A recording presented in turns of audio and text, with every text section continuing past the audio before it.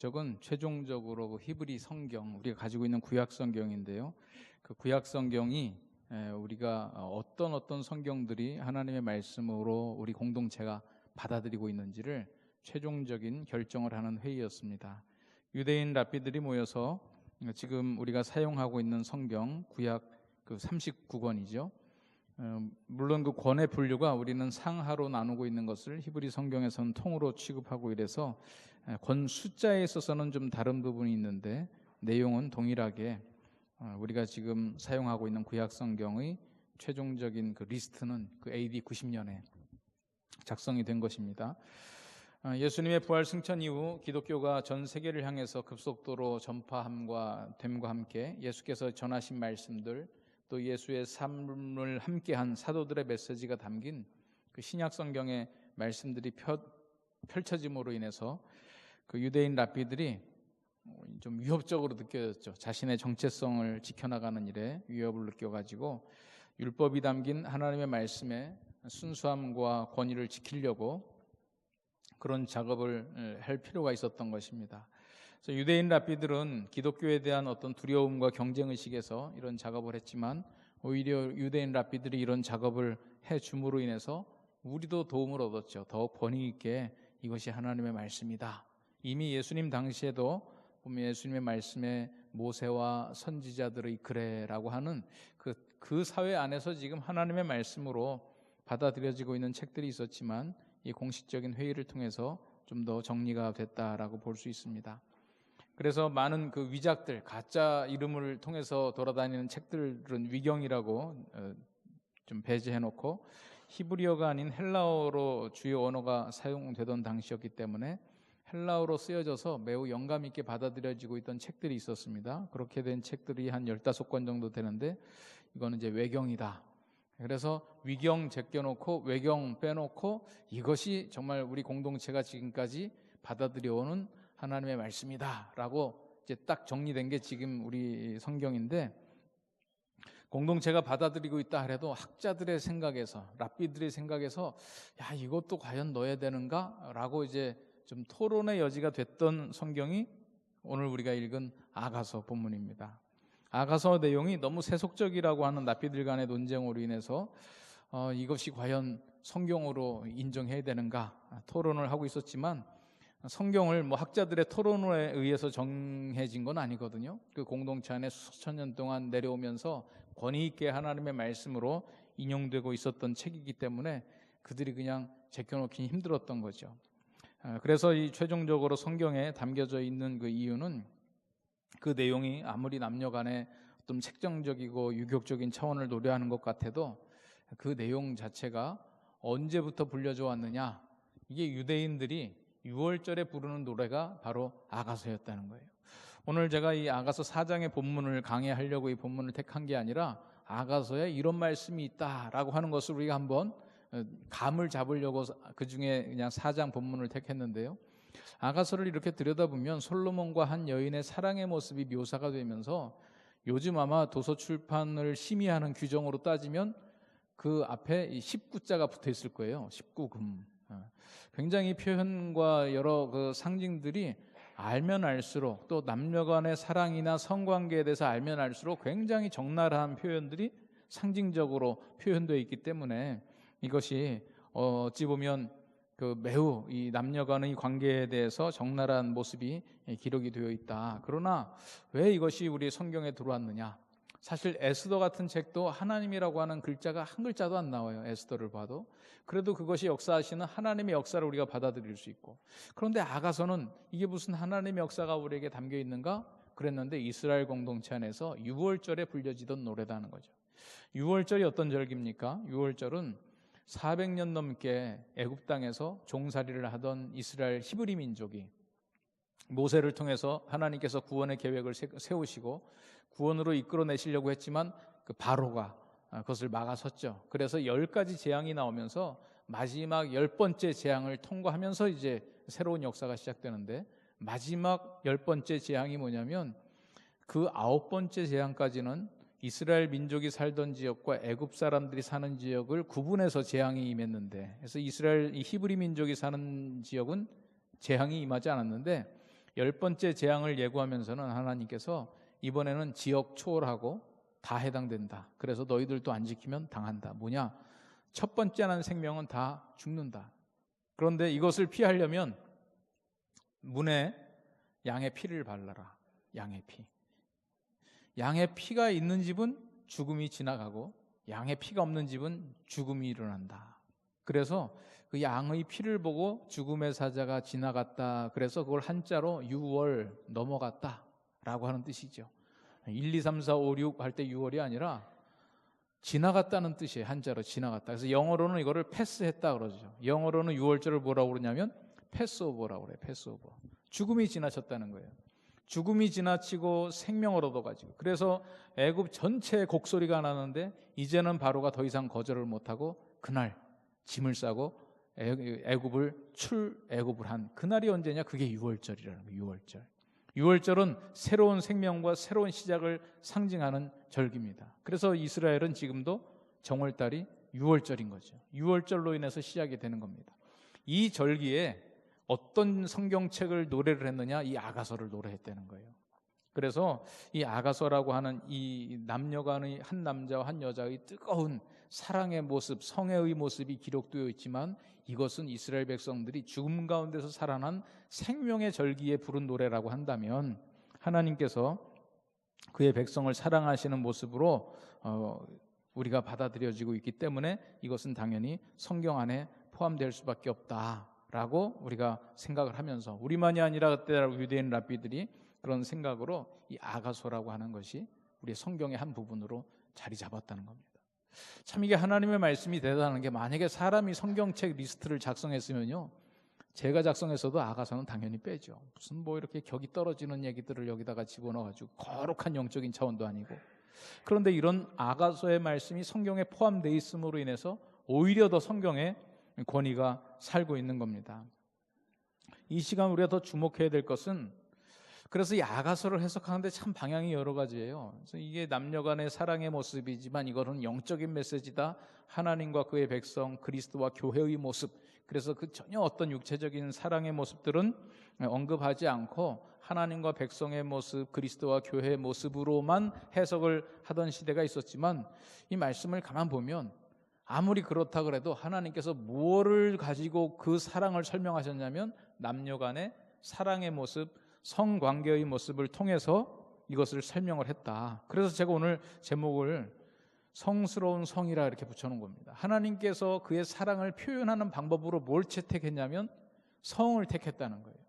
그래서 이 성이라고 하는, 이 성관계라고 하는 것, 성을 누림으로 인해서 얻는 기쁨은 하나님의 거룩한 사랑의 표현이었기 때문에 오히려 우리가 이것을 더 누리고 지키고 즐겨야 되는데, 어떤 시대에 이제 그리스도인들이 이것은 하나님께 나아감에 있어서 우리의 쾌락을 즐기는 것은 이건 죄스러운 일이다. 그래서 금욕적인 것을 더 우선으로 치다 보니까 그 틈에 사탄이 그래 그럼 요거 우리가 써야지. 그래서 그들이 가져가서 마치 자기 것이냐 써버리고 오용하고 남용하고, 하나님의 사랑을 맛보고 누리고 생각하도록 주신 거룩한 축복의 수단을 마치 사탄의 세계에서 자기들 것인 양 활용해버리고 있는 것.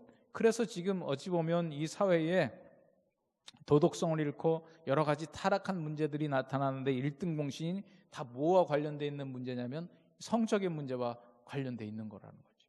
이건 오히려 우리가 적극적으로 지켜내고 활용하고 우리 것으로 우리가 삼지를 못한 틈에 오히려 그들이 가져가 버려서 하나님의 거룩한 수단을 자신들의 욕망과 자신들의 즐거움을 충족시키던 수단으로 활용해버려 성의 남용과 오용이 일어난 것이 문제의 핵심이라는 겁니다.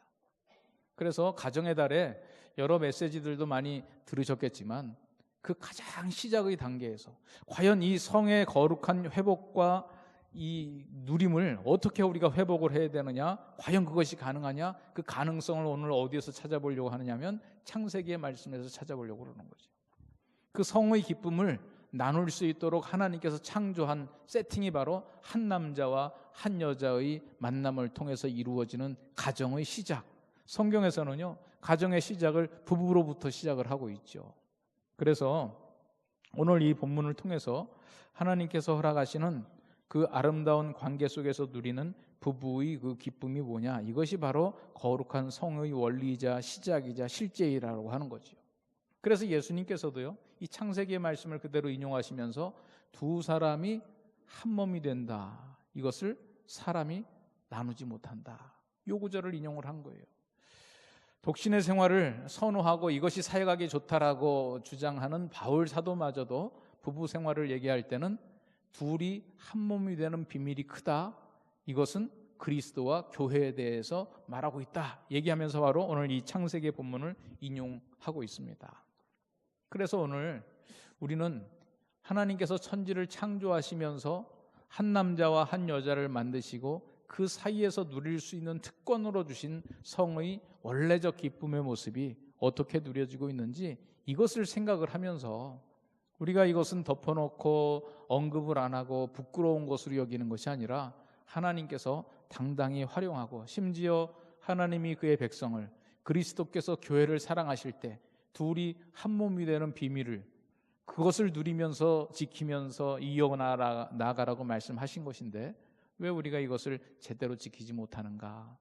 첫 번째 하나님께서 허락하신 그 가정의 원리들을 생각을 하면서 오늘 우리들의 모습을 한번 점검해 볼 필요가 있다 생각이 되어서 이 아가서의 본문과 함께 창세기 본문을 택해봤습니다. 이제부터는 창세기 본문으로 한번 그 성경적인 그 두 사람이 하나됨의 원리들을 점검해 보려고 하는데요. 성경적인 결혼의 원리는 첫 번째로는 사람은 돕는 배필이 필요하도록 지어졌다는 거죠. 오늘 창세기 2장 18절 말씀 보시면 사람이 혼자 있는 것을 보시고 좋지 않다고 하셨어요. 좋지 않다. 여러분 하나님이 천지를 창조하시면서 다 보시기에 좋았더라. 보시기에 좋았더라. 보시기에 좋았더라 그랬는데 유일하게 좋지 않다라고 하는 표현이 나온 데가 바로 2장 18절입니다. 특별한 은사나 사명이 아니고서는 결혼이 서로를 돕는 좋은 상태로 만들어준다는 거죠. 돕는 배필이 필요하다는 겁니다. 아까도 말씀드렸지만 혼자 사는 것은 안 된다라고 하는 것은 아니죠. 바울 사도께서 여러 가지 사명으로 혼자 살아갈 필요가 있음을 얘기를 하셨어요. 때로는 말세가 가까움을 볼수록 정말 하나님의 일을 할 사람들은 혼자 해라 라고 명령을 하셨고요. 그러나 창세기의 창조의 원리의 기본적인 세팅은 뭐냐? 서로 돕는 배필이 필요하다. 그래서 하나님께서 한 남자를 만드시고 그에게 돕는 배필로 여자를 허락하셨다라고 하는 것이죠. 오늘 우리가 오늘 제가 전달하는 이 주제들은 우리 이 시대에서 생각하고 있는 결혼의 원리들과 어떤 충돌이 있는지를 한번 생각해 볼 필요가 있습니다. 전통적으로 우리는 결혼을 배우자를 돕는 배필로 생각을 하는가 아니면 주종관계로 생각하는가 서로의 필요들을 돕는 배필로 하나님께서는 창조하셨다고 그랬는데 우리의 문화에서는 내 생각 속에서는 어떻게 생각하고 있는가 특별히 우리의 어떤 전통적인 가치관과 좀 충돌되는 부분이 있죠. 돕는 배필 돕는다라고 하는 것은 여러 가지로 의미가 있습니다. 남자 혼자서 여러 가지들을 결정해 나가는 것이 무리이기도 하고 좋지 않기도 하다는 거예요. 그래서 돕는 배필로 함께 살아야 된다. 결혼해서 함께 살아가는 의미가 뭐가 있습니까? 어느 한 사람이 명령하고 한 사람은 그 명령대로 따르고 이런 관계가 아니라는 거예요. 어떤 부속물이 아니고 이야기를 들어서 그 도움을 받아야만 온전한 결정이 나올 수 있다는 거죠. 특히 사실 이 본문은 보면 남자에게 이 최종적인 결정권을 허락했지만 그 결정을 돕는 것은 여자다. 그런 설명을 좀 해주고 있어요. 제가 예전에 어느 목사님이 설교하시면서 중국에 대한 얘기를 하는데 거기는 여자분들이 굉장히 이 권리 주장이 세다고 그래가지고 한번 중국 갔을 때 물어봤다는 거예요. 여기는 굉장히 중요한 일들을 그때 여자들이 한다면서요. 그랬더니 펄쩍 뛰면서 아니라고 중요한 일은 다 남자들이 한다. 그런데 무엇이 중요한지는 여자들이 알려준다.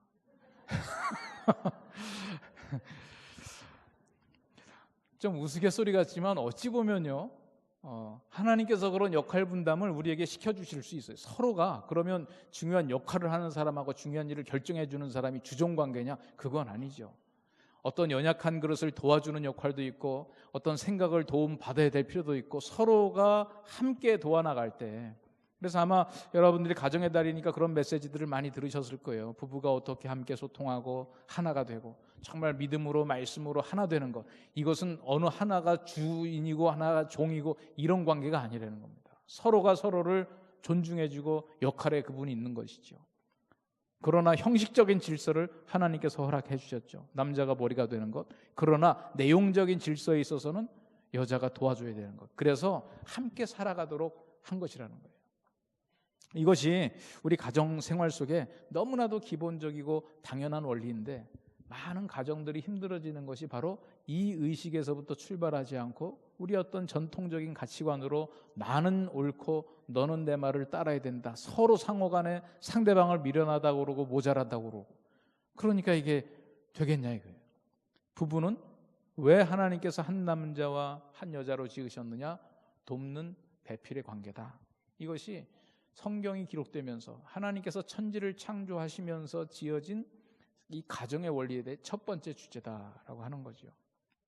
그래서 오늘 이 말씀을 좀 잘 새길 필요가 있습니다. 제가 이제 주변에서 가만 보면 여러 가지 통계적으로 어느 가정에서 사고 나느냐, 남편들이 아내의 결제 없이 과감히 행동하다가 문제들이 많이 생기더라고요. 그래서 이런 부분들은 아무리 내가 똑똑한 것 같고 옳은 것 같고 아내가 내 발목을 잡는 것 같아도 끝까지 만약에 필요하면 설득해서라도 해야죠. 설득 못하면 남자가 부족한 거고, 그 과정 속에서 서로 대화하고 소통하고, 또 내가 내 주장을 설득시키겠다는 것뿐만 아니라 나의 부족함을 아내를 통해서 어떻게 채워질까라고 하는 온전한 생각을 이루어가겠다라고 하는 이 기본적인 자세가 바로 우리에게 필요한 것이다. 사람은 돕는 배필이 필요하다. 이것이 첫 번째 원리고요. 두 번째는 그 어떤 관계보다도 부부관계가 최우선하는 관계라는 거예요. 그 어떤 관계보다도 우리가 살아가는 관계들이 있죠. 부부관계와 자식관계, 부모관계, 또 사회생활 속에 여러 관계들이 있는데 부부관계가 최우선한다. 이것도 이제 우리의 전통적 가치관과 좀 충돌이 돼요. 우리는 부부는 돌아서면 뭐가 된다고 그러죠? 남이 된다고 그러죠. 그리고 자식은요, 피가 섞인 자식은 결코 남이 될 수 없다. 내 품에 품는다. 그래서 자식이 죽으면 내 마음에 붙는다고 그러잖아요. 얼마나 가슴이 아파요. 근데 과연 그것이 성경적인 말이냐? 성경에서 뭐라고 그랬냐면 부부관계를 뼈 중에 뼈요 살 중에 살이다. 돌아서면 남이 될 수 없는 관계라는 거예요. 근데 그 다음 절에 뭐라고 그랬냐면 오늘 23절 24절 보니까 부모 자식 관계는 어떤 관계다? 떠나는 관계라는 거예요. 오히려 부모 자식은 떠나는 관계고 부부관계는 뼈 중에 뼈요 살 중에 살이다. 가장 최우선적인 관계는 어떤 관계냐? 부부관계를 가장 최우선적으로 세우는 것이 성경적인 질서의 원리라고 하는 거예요. 결코 효도하지 말라는 얘기가 아니죠. 부부가 하나가 되어야 제대로 된 자식 사랑도 가능하고 제대로 된 효도도 가능하다는 거예요. 부부가 하나 되지 못한 상태에서 이루어지는 자식 사랑과 부모에 대한 효도는요, 그것은 또 다른 문제를 야기시키는 겁니다. 이것을 우리가 서로 자각하고 도와줘야 되는데, 제가 이제 부부 세미나를 하거나 이제 젊은 부부들 같이 얘기를 해보면 현실적으로는 이 문제가 아직도 우리 사회에 극복되지 못한 것 같아요. 제가 한번 아침에 그 가정 문제에 대해서 이렇게 그 토크쇼 같은 거 나오는 거 보니까 그거는 뭐 예수 믿는 정신과 의사인지 아닌지는 모르겠어요. 그냥 일반 정신과적으로 볼 때 왜 한국 사회에 그 고부 간의 갈등이 특히 많으냐, 이제 이 얘기를 하더라고요. 이제 그분이 뭐라고 그러냐면 우리나라에는 결혼을 할 때 이미 그 딸 가진 부모들은 단어 자체가 어떻게 돼요? 출가시킨다 그러잖아요. 출가. 그리고 신랑 쪽 부모는 새 식구를 하나 맞아 드린다 이렇게 돼요. 그래서 저도 이제 결혼 주례를 많이 해보지만 누가 신랑 부모고 누가 신부 부모인지는 얘기 안 해줘도 알아요. 얼굴 표정 보면.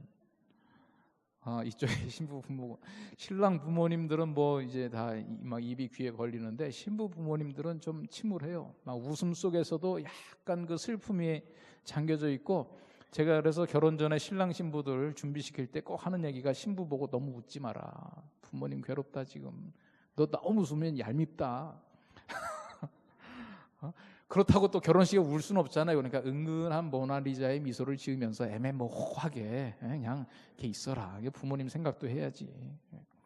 이게 이제 신부의 부모님의 마음이라는 거예요. 왜냐하면 떠나 보낸다는 생각이 있어서요. 그래서 이 떠나 보내기 때문에 그 다음날부터 그 정신과 의사에게는 행복해진대요. 새로운 관계들이 설정되는 기쁨이 있고. 그런데 신랑 부모님들은 좋잖아요. 이제 그 다음날부터 이제 괴로움이 시작되는 거예요. 새 식구 하나 들어왔으니 얼마나 이제 문제가 많이 생겨요. 관계가 깊으면 깊을수록 갈등이 많이 생기는 거란 말이에요. 왜 문제가 이게 뭐 일반 정신과 의사가 하는 얘기인데 사실은 성경적인 원리와 매우 일맥상통하고 있다. 우리가 떠나보내지 않으면 괴로움이 시작되는 거죠. 여러분, 그래서 우리 이 성경적인 원리에서 가장 우선되는 것은 뭐냐? 뼈 중에 뼈요, 살 중에 살이다. 결코 돌아서서 남이 될 수 없는 것이 이게 부부관계고, 자녀들은 성장해서 떠나보내야 된다. 그런데 우리는 자녀는 떠나보내지 못하고 부부든 마음속으로 이미 그냥 살고 있다라고 하는, 물론 실질적으로 이혼은 안 하고 그냥 살고 있어도 실질적 이혼 상태의 가정이 많잖아요. 그래서 그냥 남편 보고 살고 아내 보고 사는 게 아니라 자식 보고 산다 이러면서. 그럼 그 자녀들은 행복할 것 같아요? 괴로워 죽겠지. 집착하고 있으니까. 자유롭고 싶은데 놔주질 않고 말이에요.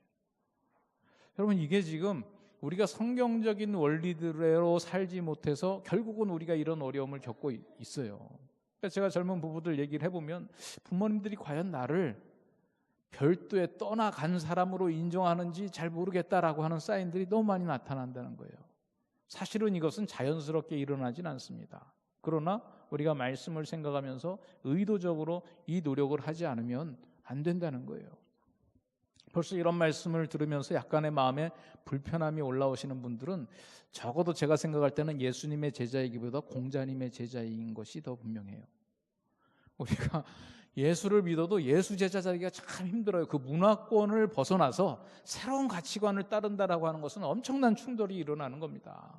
내가 예수를 믿는데 정말 예수님의 말씀대로 사는가? 이 부분이 너무 지금 의심스러운 일들이 많아요. 그 대표적인 일 중에 하나가 가정생활의 원리들, 부부관계의 원리들이 어떻게 적용되고 실천되고 있는가. 이거는 젊은 부부들한테 이런 얘기 좀 너무 좋아해요. 막 우리 부모님들 간섭 안 했으면 좋겠다는데 제가 가만 보니까 거기도 문제 있어요. 돈 필요하면 꼭 부모님들한테 기웃거리고 부모님의 재산을 다 자기 재산으로 생각하고 있어요. 지금 뭐 여기 계시는 혹시 자녀 당사자들, 부모님의 재산을 남의 거라고 생각하세요? 우리 부모님 죽으시면서 사회에다 다 공헌할 거야. 일심교회에다 다 헌금할 거야. 전 제발 좀 그렇게 했으면 좋겠어요. 교회에서 그거 다 받아서 그냥 좀 하고. 근데 부모님들이 왜 그렇게 못하냐면 자식들이 바라니까 못하는 거예요, 사실은. 그래서 제가 한참 그 청년 목회할 때 내가 부모님들을 향해서 뭐 자신한테 재산 물려주지 마라 이런 설교를 했었는데 나중에 보니까 자식들이 그걸 다 자기 재산으로 생각하고 있더라고, 글쎄. 그러니 말로는 부모를 떠납니다. 우리 간섭하지 마세요. 성경 못 보셨어요? 우리는 부모를 떠난 존재 이러고서 필요할 때 가가지고 뭐 애기 봐달라고 그러고 뭐 돈 내달라고 그러고 그거 정확히 비용 계산하셔야 돼요. 여기 그냥 애들 그냥 봐주시면 안 돼요. 장부책이라도 다 기록해놓고 나중에 그냥 그거 정확히 계산해야죠. 그거 안 하면 서로 힘들어져요. 제가 이 얘기를 하면 야 어떻게 부모 자식 간에 그럴 수 있느냐. 여러분 그렇게 이 얘기는 뭐 부모 자식 간에 몰라라고 사는 게 아니라 부부 간에 더 1순위를 둬야 제대로 된 효도도 할 수 있고 제대로 된 사랑을 할 수 있다. 효도하지 말고 사랑하지 말라는 게 아니라 부부 간에 사랑하는 모습이 부모에게 진정한 효도고요. 부부가 싸워보세요. 자식들이, 제 아내는 초등학교에서 아이들 상담하고 있는데요. 부부 간에 싸우면 애들이 불안해해요. 자기들이 뭐 잘못한 줄 알고. 가장 우선되는 것은 부부가 하나가 되는 이 우선순위. 뼈 중에 뼈요, 살 중에 살이다. 부모는 자식을 떠나보낸다. 이게 지금 성경에서 가르쳐주고 있는 창조의 질서 속에 최초로 허락된 부부의 세팅이다. 세 번째가 뭐냐면 성의 기쁨을 누릴 수 있는 유일한 관계라는 거예요. 여러분 요새 이제 세상에서요 이런 얘기하기 힘들어졌어요. 이런 얘기하면 무슨 소리냐. 이거는 자기결정권. 얼마나 자기결정권을 강조하는지 모르겠어요. 내가 좋아서 내가 그 사람 만나서 관계하고 그냥 내가 살아간다는데 그거 무슨 한 사람에게만 속박받아야 될 이유가 도대체 뭐이냐. 내가 좋은 사람 만나면 악수도 하고 포옹도 하고 키스도 하고 성관계도 하는 거지. 그거를 왜 결혼 안 해서만 하냐. 지금 이게 이 대세예요. 심지어 대학에서 시간 강의하시는 법학 관련 강의하시는 분인데요. 자기가 수업 시간에 이런 얘기했다가 완전히 뭐 쫓겨나는 줄 알았대요. 학생들 못 쓰고 뭐 교수에 대해서 또 요새 교수님들이 제대로 강의를 못 하시더라고. 교수 평가로 인해서 그 다음 강의가 정해지니까 그냥 학생들 살살 달래가면서 그런 무슨 뭐 결혼, 뭐 성관계의 거룩함 뭐 이런 얘기 했다가는 당장 다음 학기 강의가 날아가게 생겼으니, 이게 지금 시대가 이런 시대가 됐는데, 사실은 이것 때문에 결국은 우리가 피해를 당하고 있죠. 여러분, 성경에서 뭐라고 했습니까? 두 사람이 벌거벗었으나 부끄러워하지 아니했다. 이게 지금 결혼을 나타내는 마지막 표현이에요. 그리고 아가서 전체는 어찌 보면 두 사람이 벌거벗었으나 부끄럽지 아니했다라고 하는 이 표현이 어떻게 실제적인 상황에서 적용되는지를 구체적으로 써준 것이 아가서죠. 여러분, 한 남자와 한 여자 사이에서 부끄러움을 느끼지 않고 유일하게 관계할 수 있는 이것이 바로 성의 기쁨이라는 거예요. 하나님께서 왜 부부 사이에서만 이런 일을 누리게 해주셨는가? 부부 사이, 두 사람이 하나 되어 살아간다는 게 무척 힘든 일이죠. 뭔가 즐거움과 이 사랑의 감정이 없이는 살아가야 될 이유가 없다는 거예요. 사실 저도 이제 결혼해서 살고 있지만 정말 때로는요, 바울 사도의 말씀대로 내가 혼자 살면서 사명 감당했어야 되나? 이제 이런 생각 들 때가 있어요. 제가 오늘 일신교회 설교 혹시 녹화한 건 제 아내 절대 못 보게 해요. 어떨 때는 생각해보면 혼자 하는 게 여러 가지로 좋은 게 많아요. 뭐 저도 뭘 이것저것 좀 사고 싶은데 아까 얘기했지만 서로 결제가 안 떨어지면 못 하는 거 있어요. 저도 막 인터넷 쇼핑몰에다가 그냥 막 좋아요, 하트 막 이런 거 눌러놓고 막 이거 언젠가 결제를 해야 되는데 아내 내부 결제가 안 떨어져가지고 진짜 설득이 안 되고 뭘 지금 그런 걸 하냐고. 그러면 이제 또 어떻게 가만히 있어야지. 좀 이러저런 일을, 그럼 뭐 생일 때가 되면 한번 결제 떨어져가지고 클릭 딱 배송. 아이고, 이런. 여러분, 이게 부부간에 사실은요, 하나 되어서 산다라고 하는 것이 이게 많은 수고가 따르는 거예요. 뭐 제가 지금 뭐 쇼핑하는 얘기만 간단히 했지만 혼자 결정하는 것도 힘든데 두 사람이 함께 결정하라고 하는 거 하나님께서는 필요하셔서 해놨는데 이 인간의 교만성이 그거를 귀찮아해요. 같이 살아야 될 이유가 뭐가 있겠어요? 하나님께서 그래서 그 두 사람이 하나 되어 하나님의 사명을 실천해 나가는데 누리도록 주신 기쁨이 뭐냐? 이 성적인 즐거움을 너희들 둘이서만 누려라 이거예요. 두 사람이 벌거벗었는데 부끄럽지 않다는 거예요. 우리가요, 부모님 앞에서도 이제 부끄러워져요. 어떻게 부모님이라고 우리가 벌거벗고 다녀요? 하나님께서 허락해 놓은 질서가 부모님과의 관계보다 부부 관계는 진짜 남으로 살아왔는데 약속해서 살아간다 그러면서 벌거벗고도 부끄럽지 않은 게 부부 관계라는 거예요. 이게 하나님께서 주신 기쁨이고 둘이 하나 되는 신비의 비밀이고 그 둘 사이에서 누리는 그 기쁨과 그 감격이 하나님께서 우리를 사랑하신 것으로 표현하신 것이고, 그래서 그것을 누리면서 살아가는 것이 하나님의 사랑을 생각하면서 이 세상을 살아간다라고 하는 거죠. 그래서 이 부분은 정말 중요한 부분인 거죠. 요새 이 질서가 무너지고 자기 결정으로 되다 보니까 결혼할 이유도 없어지는 거죠. 결혼을 늦게 하거나 안 하게 되는 이유, 만약에 성적인 질서의 부분을 엄격히 통제하고 이것은 부부 사이에서만 사용할 수 있는 것이다 라고 얘기를 하면 결혼하게 되죠. 심지어 바울 사도도 그 얘기를 했어요. 사역을 위해서는 나처럼 혼자 있는 것이 좋은데 너희들의 마음속에 정말 이 정욕을 이기지 못하면 어떻게 해라? 결혼해라 그랬어요. 막 그거 눌러가면서 혼자 있지 말라 그랬어요. 그것 때문에라도 결혼해야 된다. 왜냐? 그것이 그토록 하나님께서 주시는 기쁨이고 감격이기 때문에 그 감격을 맛보라 이거예요. 혼자 사명 감당한다고 살지 말고 그 감격을 누리고 싶거든 결혼을 해서 하라 이거죠. 근데 지금 결혼 외적인 수단으로 남녀 간의 관계에 누리고 성적인 관계를 갖는 것을 사회적으로도 막 요새는 자랑하고 다니고 자기 남자친구들끼리 뭐 심지어 여자들끼리 만나서도 이런 얘기들을 펴놓고 하는 이 세상 속에서 누가 뭐하러 귀찮게 속박받으면서 법적인 결혼까지 하려고 그래요. 그거 아니어도 성적인 기쁨을 다 누리고 만족하는데, 그러다 보니 결혼 안 하고, 그러다 보니 출산 안 하고, 그러다 보니 이 세상에 종말은 누가 만드냐? 물론 하나님의 심판도 있지만 우리가 우리 쾌락 추구하고 우리 자유를 추구하다가 이렇게 돼버리는 거 아니겠어요? 하나님께서 창조의 질서를 그렇게 하시지 않았단 말이에요.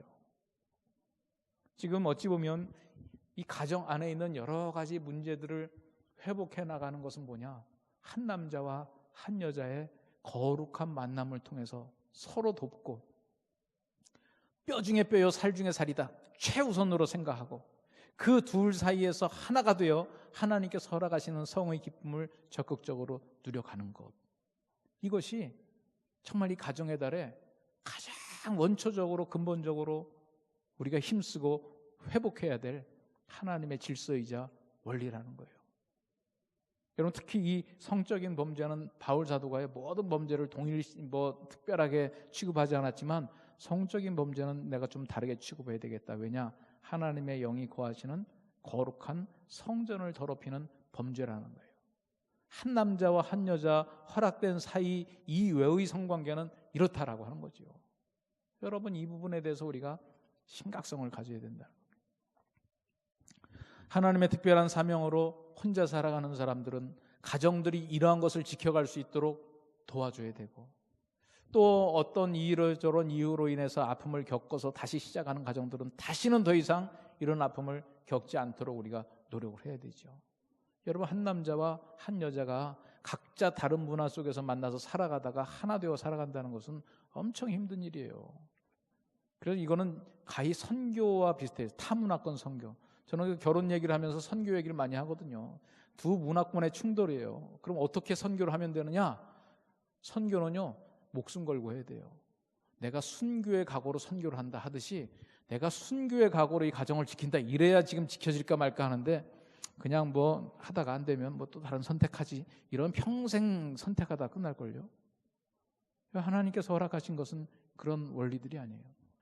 근데 저도 일심교회 담임 목사가 아니니까 이제 편하게 설교할 수 있는 시대가 됐죠. 저도 어느 교회 담임하고 있으면 이 설교 못 할걸요. 눈에 다 이렇게 사람들이 보이잖아요. 벌써 막 어려운 사람, 또 다른 문제 있는 사람, 또 뭐 이제 이혼한 사람, 막 이런 사람들이 있는데 내가 어떻게 막 이런 설교를 하겠어요. 모르니까. 전 지금 일심교회 성도들 모르니까 그냥 편안하게 막 이런 설교를 하는 거예요. 알면 못해요. 요새는 진짜 목사님들도. 물론 우리 김 목사님 다르긴 하시죠. 그냥 알아도 막, 여러분, 이런 목회자가 쉽지 않아요. 막 알아도 그냥 대놓고 말씀을 선포하면서 그냥 정신 차리라고 하는, 저는 목사님이 그런 면에서 매력이 있더라고요. 이 시대에 얼마나 성도들 눈치 보이는데요.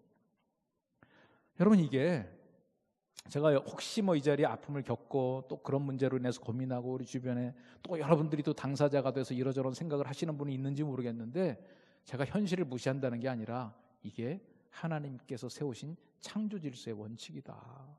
우리의 문제 해결은 원칙으로 해결해야 되지 예외로 해결하려고 그러면 안 된다 이거예요. 그래서 가끔 이렇게 담임 목사 아닌 사람이 그냥 뭣도 모르면서 대놓고 이런 원칙적인 메시지를 선포해 주는 게 필요하죠. 지금 이런 아픔들이 우리 교회 안에, 우리 주변에 너무 많아요. 이게 지금 우리의 기도의 제목입니다.